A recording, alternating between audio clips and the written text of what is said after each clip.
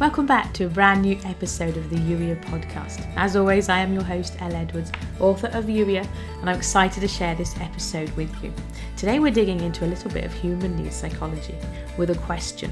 Why do you do the things you do? Don't forget, of course, if you haven't already had your free copy of the Youier book, you still have time to download it. Go to youier.com/partytime, sign up for the Holy Spirit Love Notes, and you will see the link where you get your e-copy for free.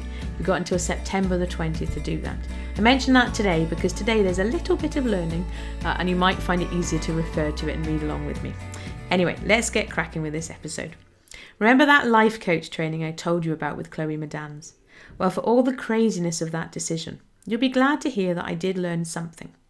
Today then we're going to enjoy a little dip into the waters of human needs psychology. And tomorrow we're going to dig into how Jesus has the ability to meet all 6 of these human needs. Neat, eh? Back to today then. Chloe Madans maintains that there are 6 things that we all have need of in varying degrees. Certainty, an assurance that you can avoid pain and gain pleasure. Uncertainty or variety, the need for unknown, change, new stimuli. Significance, feeling unique, important, special or needed. Love and connection, a strong feeling of closeness or union with someone or something. Growth, an expansion of capacity, capability or understanding. And finally, contribution, a sense of service and focus on helping, giving to and supporting others. What makes you you, and the reason why you might do the things you do, is that your need for each of these 6 will be different to mine. A certainty freak, for example, is going to struggle with the inevitable ups and downs of being self-employed, while the variety junkie will get bored silly if you ask her to go to work in the same office every morning for the next 25 years. And to complicate matters further, your needs will vary during your lifetime. It's not that your need for love and connection, for example, diminishes. It's just that it might get overtaken by another driving need for a time. Or maybe you won't even have one primary driving need. Unlike the love languages, where most people have just 1 or 2 primary love languages, we have a desire for all 6 of these needs. What varies is how much the need for one is stronger than the need for another. For example, you might be someone who loves to help other people, and that desire to make a difference, contribution, is stronger than your desire to know what tomorrow brings, certainty. And as a result, you might say yes to opportunities that your friend with a stronger need for certainty might not. Does that make sense? Now you might be listening to this and wondering what the point of it all is. How can it make a difference to you today? Good question.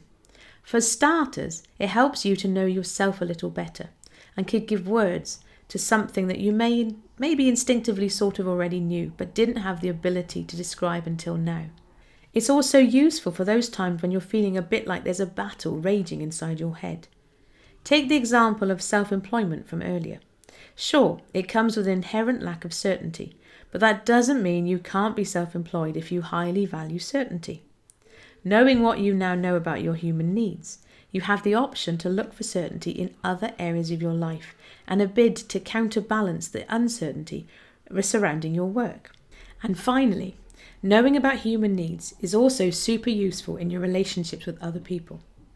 My fella, for example, highly values both certainty and love and connection. Knowing what I know about the way his mind works allows me to share stuff with him in a way that will make him smile. Whereas if he was driven by a different need, I'd probably tell him stuff in a totally different way. And yes, I know this is a lot to unpack in just a few hundred words, so give yourself a pat on the back for making it thus far. Stick with it, because I'll promise you'll be glad you did. In the very next chapter, we're going to consider how Jesus meets all 6 of those needs. Yay, God! But until then, go grab yourself a cup of something lovely, and then ask Holy Spirit which of those human needs is most important to you right now. But first, today's love note. You always have a choice. Stepping into today with me is an invitation. Allowing me to lift up your head and help you see delight is a choice. You're free to tackle today however you choose. Just know that my preference is with you, and I'm singing songs of delight over you and about you right now in this very moment. Papa, Jesus, and Sam.